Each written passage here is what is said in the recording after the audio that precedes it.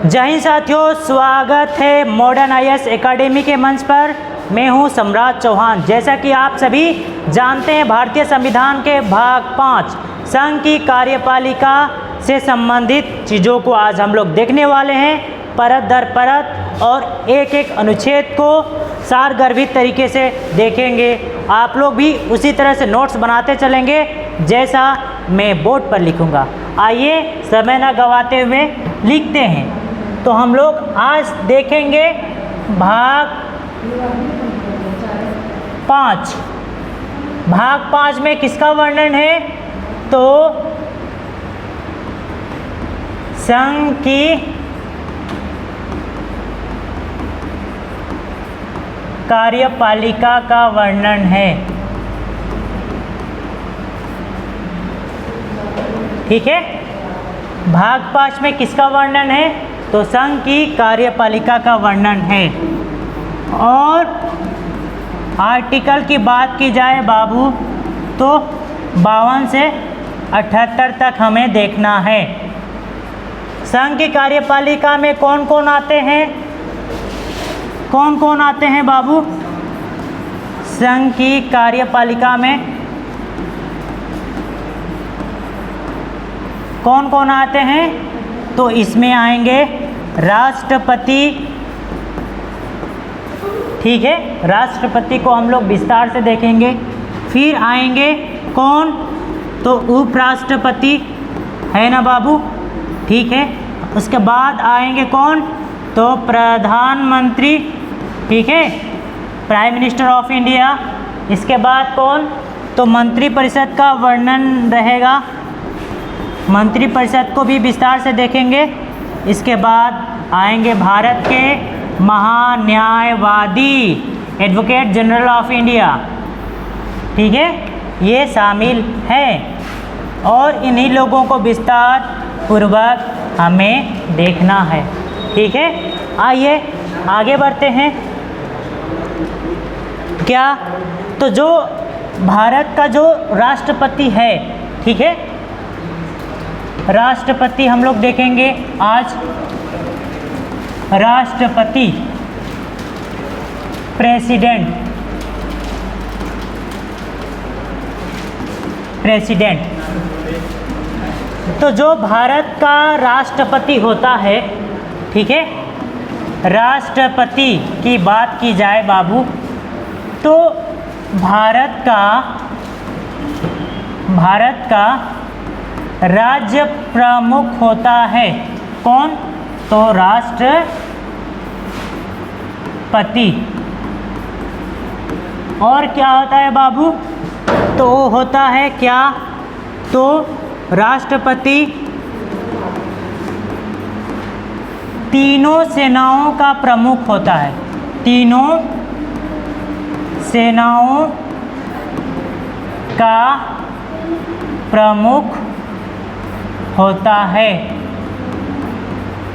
यानी कि जो जल थल नभ है, तीनों सेनाओं का प्रमुख कौन रहेगा? तो राष्ट्रपति। राष्ट्रपति के अंदर ही कार्यपालिका का जो शक्ति है निहित होती है। राष्ट्रपति के अंदर ही कार्यपालिका का शक्ति कैसी रहेगी बाबू? तो निहित रहेगी।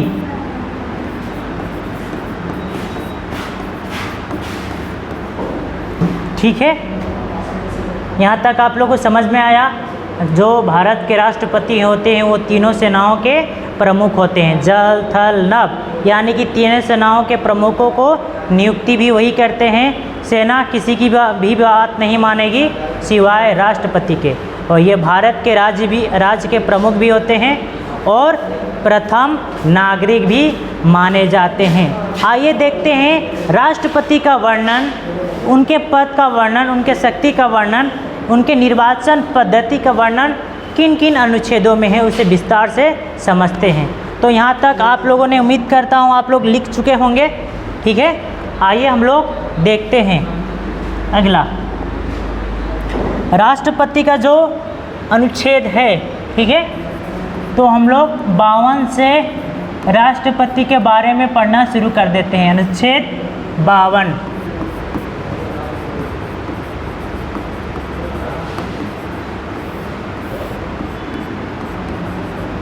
अनुच्छेद 52 में क्या है, तो कहा गया है भारत का एक राष्ट्रपति होगा।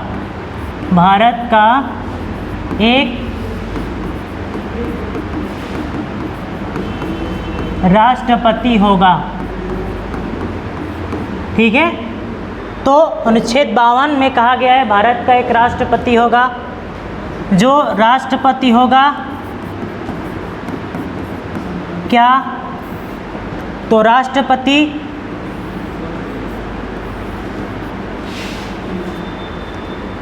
भारत का प्रथम नागरिक होगा।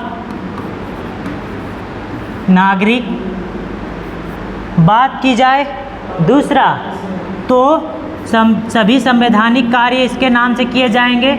सभी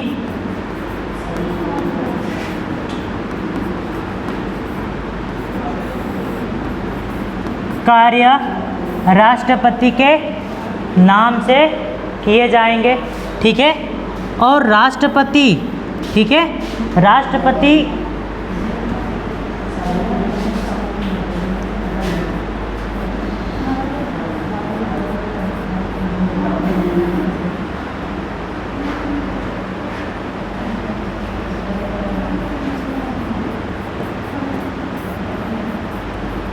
सबसे प्रमुख होगा, ठीक है। तो अनुच्छेद 52 में कहा गया है भारत का एक राष्ट्रपति होगा, यानी कि राष्ट्रपति होगा तो ये बाबू अनिवार्य होगा, ठीक है, इसका पद अनिवार्य होगा। और जो राष्ट्रपति होगा, भारत का जो राष्ट्रपति होगा वो भारत का प्रथम नागरिक होगा।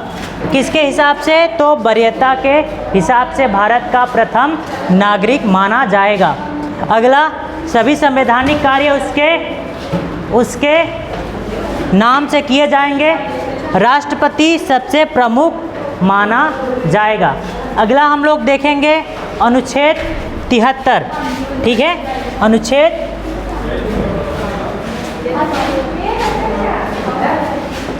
53 को हम लोग देखेंगे, ठीक है।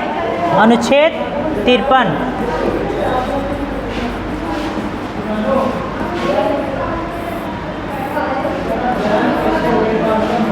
अनुच्छेद 53 में क्या कहा गया है, तो जो कार्य, तो हम लोग अनुच्छेद 52 को देखा जिसमें राष्ट्रपति के पद की बात की गई है।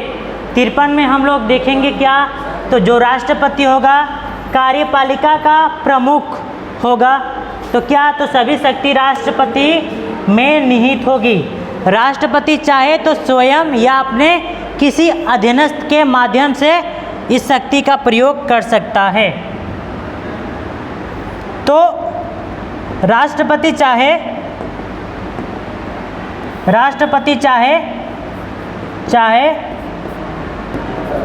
तो स्वयं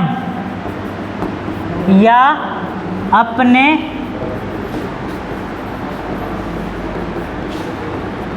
अधीनस्थ के माध्यम से प्रयोग कर सकता है।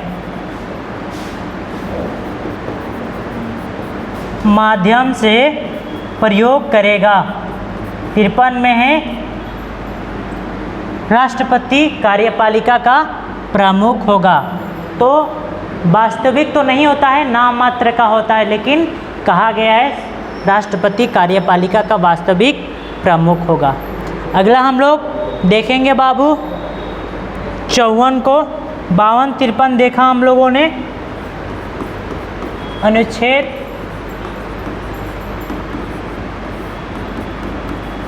54, अनुच्छेद 54 में क्या है, तो इसमें राष्ट्रपति के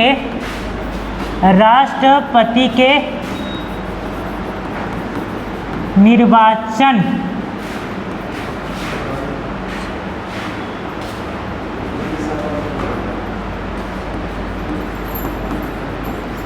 निर्वाचन मंडल का वर्णन है। निर्वाचन कैसे होंगे राष्ट्रपति के, तो बात की जाए निर्वाचन में कौन वोट डालेगा, निर्वाचन में तो यही होगा ना, कौन वोट डालेगा। तो बाबू जो राष्ट्रपति का निर्वाचन होता है तो इसमें दोनों सदनों के यानी कि लोकसभा और राज्यसभा के निर्वाचित सदस्य वोट डालते हैं, वोट डालेंगे, ठीक है। सभी राज्यों के सभी विधान सभा के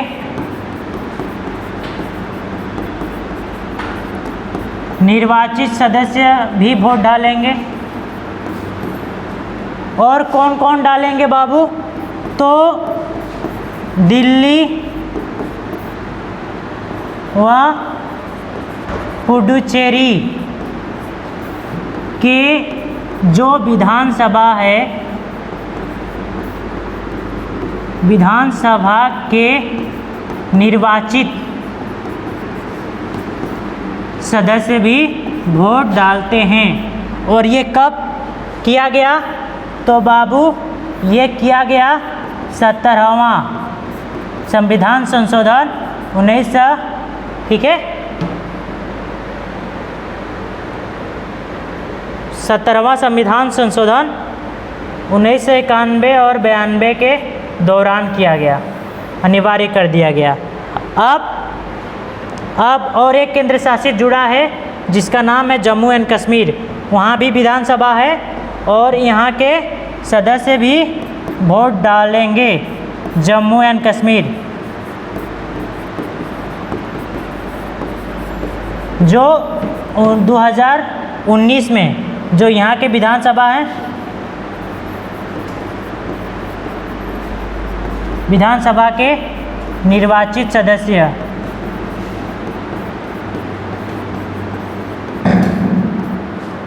ये कब, तो 2019 में किया गया 103वां संविधान संशोधन, 103वां संविधान संशोधन के तहत किया गया है। तो दोनों सदनों के यानी कि लोकसभा राज्यसभा के निर्वाचित सदस्य वोट डालेंगे राष्ट्रपति के इलेक्शन में, सभी विधानसभाओं के निर्वाचित सदस्य वोट डालेंगे। कौन नहीं डाल पाएंगे, तो मनोनीत सदस्य नहीं डाल पाएंगे। दिल्ली और पुडुचेरी की विधानसभाओं के निर्वाचित सदस्य वोट डालेंगे जो 17वां संविधान संशोधन द्वारा किया गया। और जम्मू एंड कश्मीर जो हाल फिलहाल में 370 धारा हटने के बाद किया गया है, तो जम्मू एंड कश्मीर, दिल्ली एवं पुडुचेरी के विधानसभाओं के निर्वाचित सदस्य, केवल और केवल निर्वाचित सदस्य ही राष्ट्रपति के चुनाव में वोट डाल पाएंगे। तो कौन डाल नहीं पाएंगे उसे भी लिख लीजिएगा, ठीक है।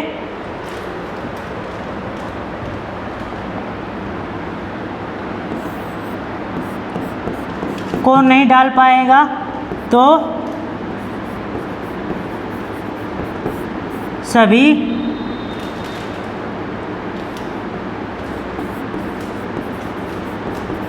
विधान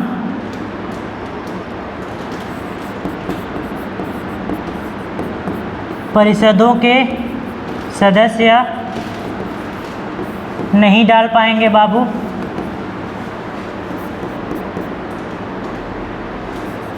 जो दोनों सदन हैं यानी कि जो लोकसभा और राज्यसभा, लोकसभा और राज्यसभा के जो मनोनीत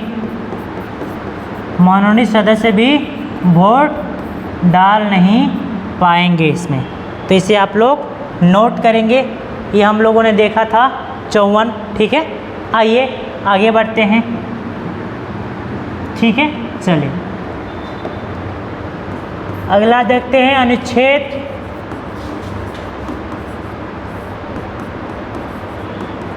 55। अनुच्छेद 55 में क्या है, तो राष्ट्रपति के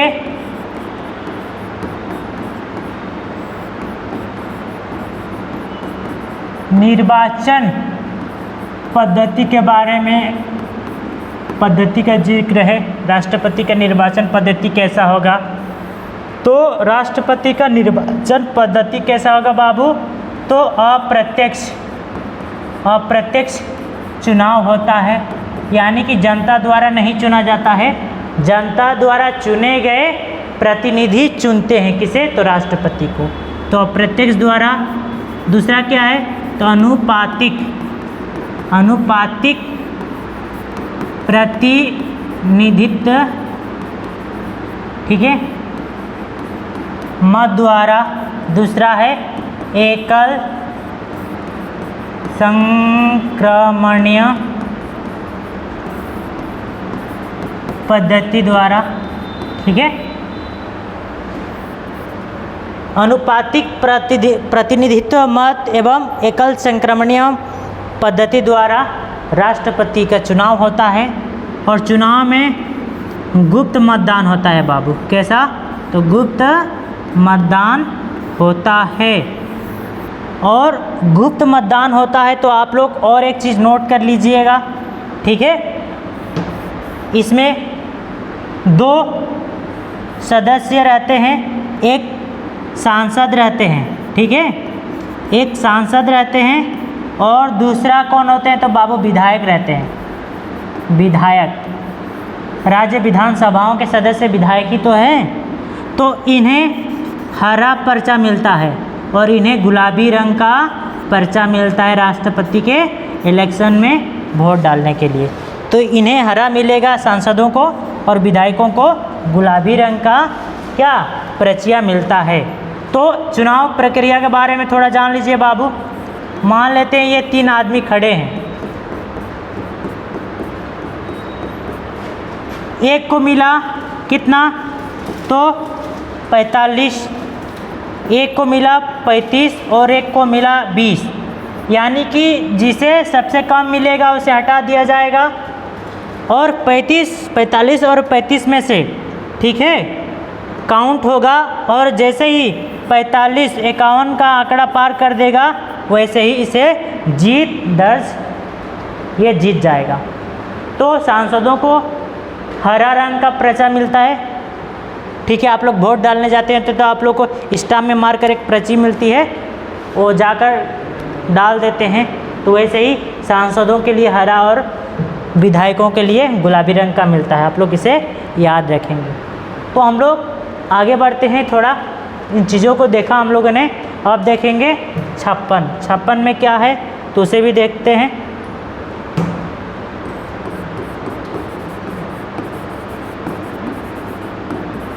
अनुच्छेद 56 में किसका वर्णन है? तो राष्ट्रपति का, ठीक है, क्या बाबू? तो राष्ट्रपति का कार्यकाल, राष्ट्रपति का कार्यकाल का वर्णन है इसमें, ठीक है। तो कार्यकाल कितने होते हैं? तो 5 वर्ष, ठीक है, 5 वर्ष राष्ट्रपति का कार्यकाल रहता है। और अगर राष्ट्रपति अपने कार्यकाल के दौरान त्याग पत्र देना चाहे तो किसे देगा? तो भारत के उपराष्ट्रपति को देगा। और जैसे ही भारत के उपराष्ट्रपति को त्याग पत्र मिलेगा वैसे ही भारत के उपराष्ट्रपति लोकसभा के अध्यक्ष को इसकी सूचना देंगे। लोकसभा के अध्यक्ष को सूचित करेंगे कि राष्ट्रपति हमें त्यागपत्र अपना दे दिया है। तो 56 राष्ट्रपति के कार्यकाल से संबंधित है। तो 5 वर्ष का होता है बाबू। और कार्यकाल के दौरान मृत्यु भी हो जाता है, ठीक है, किसी कारणवश त्यागपत्र भी देते हैं, महाभियोग की प्रक्रिया भी चलता है। तो जब ये होता है तो उपराष्ट्रपति आ जाते हैं, इसे हम लोग बाद में देखेंगे विस्तार पूर्वक। तो 56 में हम लोग को देखना है उनके कार्यकाल। ठीक है, अगला हम लोग आइए देखते हैं।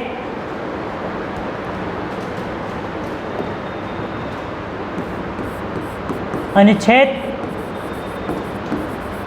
57, ठीक है, 57 को देखना है।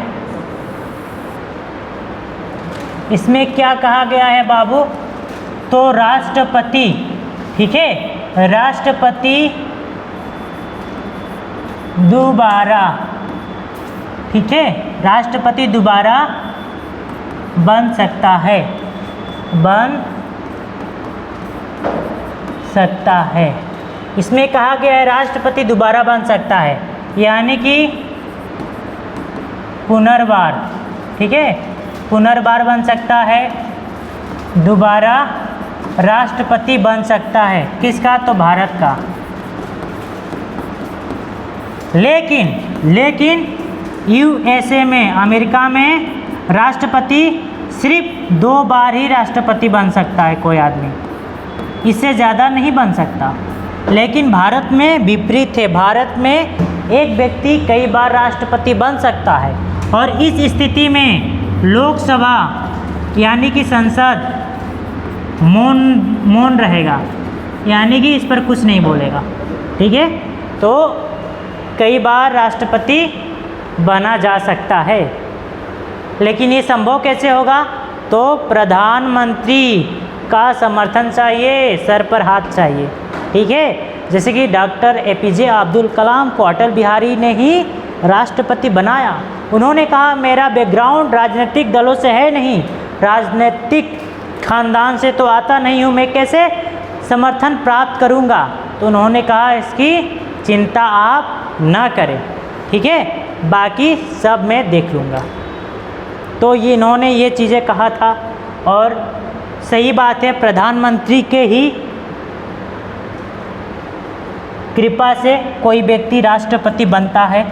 अगला देखेंगे हम लोग बाबू क्या, तो अनुच्छेद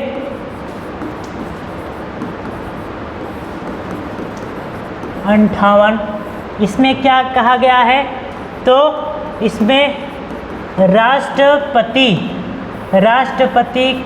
राष्ट्रपति का योग्यता, राष्ट्रपति का योग्यता का वर्णन है।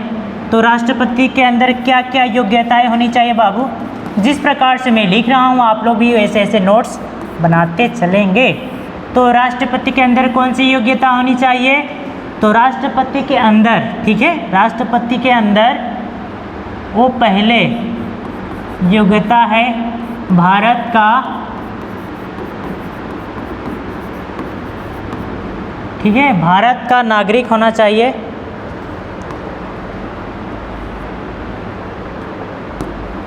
ठीक है, भारत का नागरिक होना चाहिए, भारत का नागरिक होना चाहिए, यानी कि जन्मजात भी हो सकता है और देशीयकरण के माध्यम से जो व्यक्ति नागरिकता प्राप्त करता है वो भी राष्ट्रपति बन सकता है। यानी कि जन्मजात व्यक्ति भी राष्ट्रपति बन सकता है और देशीयकरण के माध्यम से, यानी कि भारत में 7 वर्षों तक रहकर जो नागरिकता प्राप्त कर लेते हैं, यानी कि भारत के मूल नागरिक बन जाते हैं, वो भी क्या, तो भारत के राष्ट्रपति बनने के योग्य हो जाते हैं।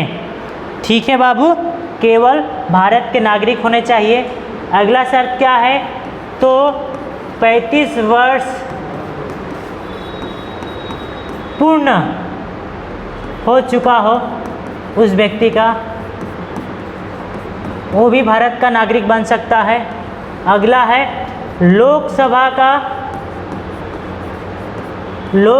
का सदस्य बनने योग्य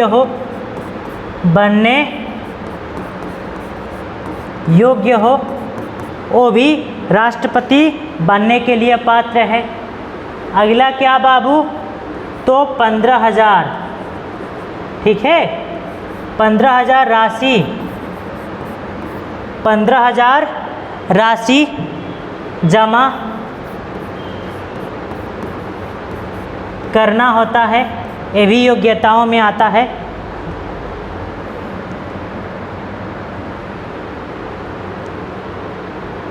अगला बात करें हम लोग तो इसमें 50 प्रस्तावक एवं 50 अनुमोदक भी होने चाहिए। ये बहुत ही कठिन है।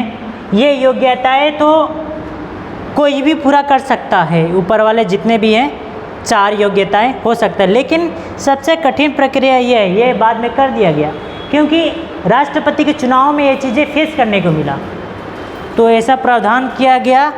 तो वही राष्ट्रपति बन सकता है जिसके समर्थन में 50 प्रस्तावक हो और 50 अनुमोदक हो, वही व्यक्ति राष्ट्रपति बनने के योग्य होगा। ये शर्तें तो आम आदमी भी पूरा कर लेगा, लेकिन ये शर्तें 50 प्रस्तावक और 50 अनुमोदक यानी कि 50-50 कुल 100 सांसदों का ज़रूरत पड़ता है। तो एक प्रस्ताव देगा तो 50 जाकर क्या करेंगे, तो उसका अनुमोदक करेंगे, समर्थन करेंगे। तो राष्ट्रपति बनने के लिए, ठीक है, इतनी योग्यताएं होनी चाहिए कुल। उसके बाद हम लोग देखेंगे 59, ठीक है, कितना बाबू, तो अनुच्छेद 59 को देखेंगे।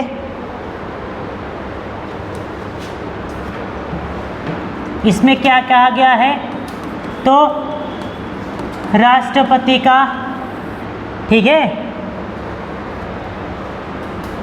राष्ट्रपति का दशाएं क्या क्या होनी चाहिए, तो राष्ट्रपति, ठीक है,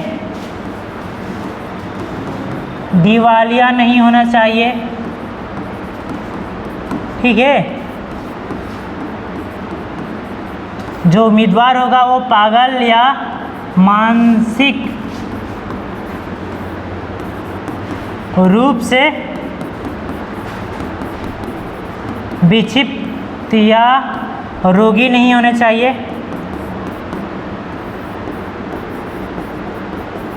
कंगाल भी नहीं होने चाहिए, जिसे दिवालिया भी कहते हैं, कंगाल भी नहीं होने चाहिए,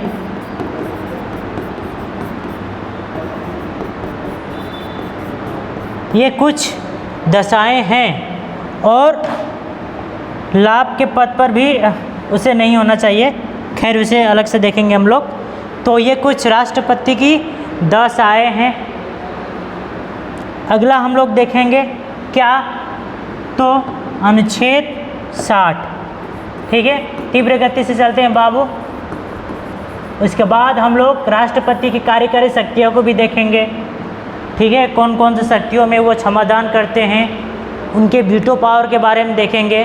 और देखेंगे अभी तक कितने राष्ट्रपति हुए हैं, राष्ट्रपति के पास आपातकालीन शक्तियाँ कितने प्रकार के होते हैं, ठीक है, सामान्य विधेयक, धन विधेयक और संविधान संशोधन विधेयक के संदर्भ में क्या क्या उनकी प्रतिक्रियाएं रहती हैं, क्या क्या नियम रहते हैं, उसे भी देखेंगे। इसके बाद अभी देखते हैं अनुच्छेद 60। इसमें क्या कहा गया है बाबू, तो इसमें है राष्ट्रपति का शपथ। तो राष्ट्रपति का शपथ का वर्णन है, तो राष्ट्रपति को शपथ कौन दिलाते हैं बाबू, तो सुप्रीम कोर्ट के मुख्य न्यायाधीश शपथ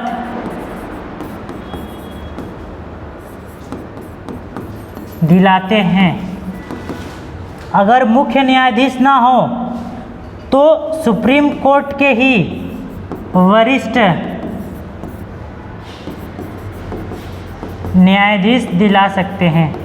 अगर सुप्रीम कोर्ट यानी कि चीफ जस्टिस ऑफ इंडिया ना हो तो जो सुप्रीम कोर्ट का वरिष्ठ न्यायाधीश होते हैं, मुख्य न्यायाधीश, वरिष्ठ मुख्य न्यायाधीश, वो भी क्या कर सकते हैं, तो राष्ट्रपति को शपथ दिला सकते हैं।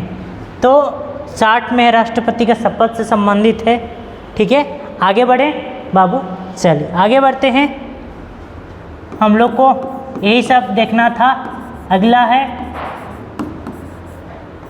अनुच्छेद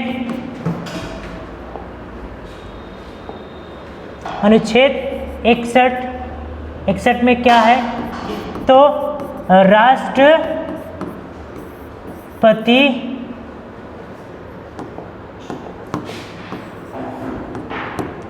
राष्ट्रपति पर महाभियोग, राष्ट्रपति पर महाभियोग। तो राष्ट्रपति पर महाभियोग की प्रक्रिया से संबंधित है अनुच्छेद 61। तो जो महाभियोग की प्रक्रिया है बाबू, ये यूएसए से लिया गया है। पहली बात आप लोग याद रखेंगे, यूएसए से लिया गया है, ठीक है। और जब राष्ट्रपति पर महाभियोग की प्रक्रिया आता है तो दोनों सदनों यानी कि लोकसभा, राज्यसभा में से कहीं भी लाया जा सकता है। क्या? तो महाभियोग, यानी कि लोकसभा में भी लाया जा सकता है और राज्यसभा में भी लाया जा सकता है। क्या? तो महाभियोग की प्रक्रिया बाबू, ठीक है। क्या? तो महाभियोग की प्रक्रिया दोनों सदनों में से किसी भी सदन में लाया जा सकता है। इसका शर्त क्या है? थोड़ा छोटा कर लेते हैं, समझ में आ जाएगा। अगर मान लेते हैं ये लोकसभा है, ठीक है बाबू, और ये राज्यसभा है, ठीक है। अगर लोकसभा में लाया जाता है राष्ट्रपति पर महाभियोग की प्रक्रिया तो 1/4, ठीक है, 1/4 सदस्यों का हस्ताक्षर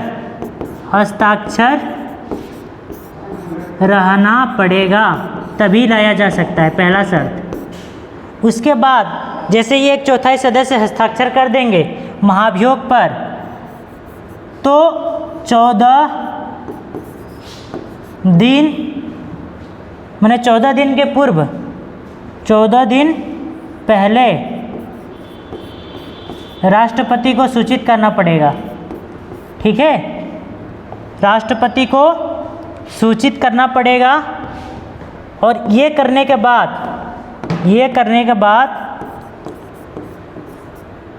2/4 बहुमत से पारित भी करवाना पड़ेगा, जो बहुत ही मुश्किल है।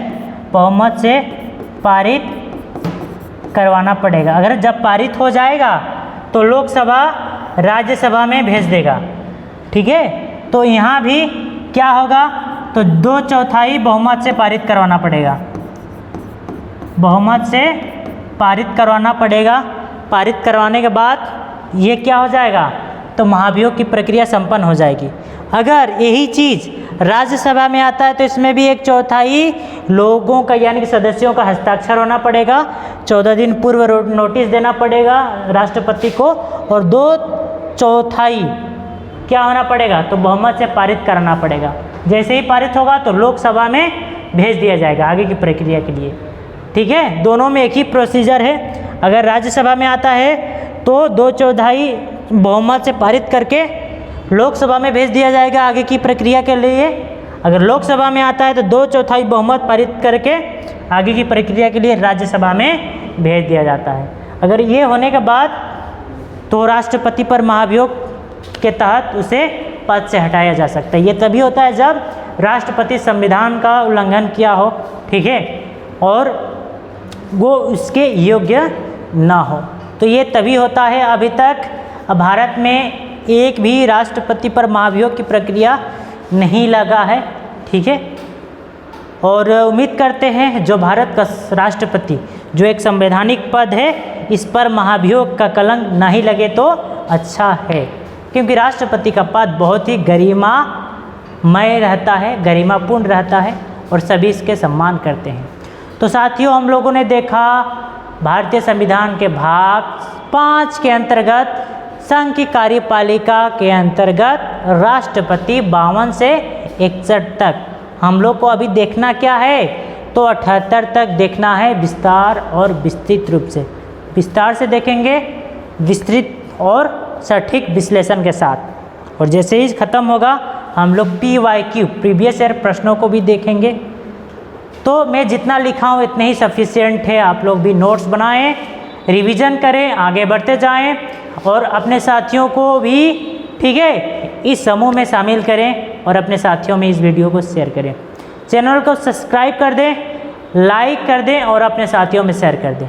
आज के लिए रहने देते हैं, मिलते हैं कल नई ऊर्जाओं के साथ, नए संकल्प के साथ, नए ऊर्जाओं के साथ। बहुत बहुत धन्यवाद। जय हिंद, जय भारत।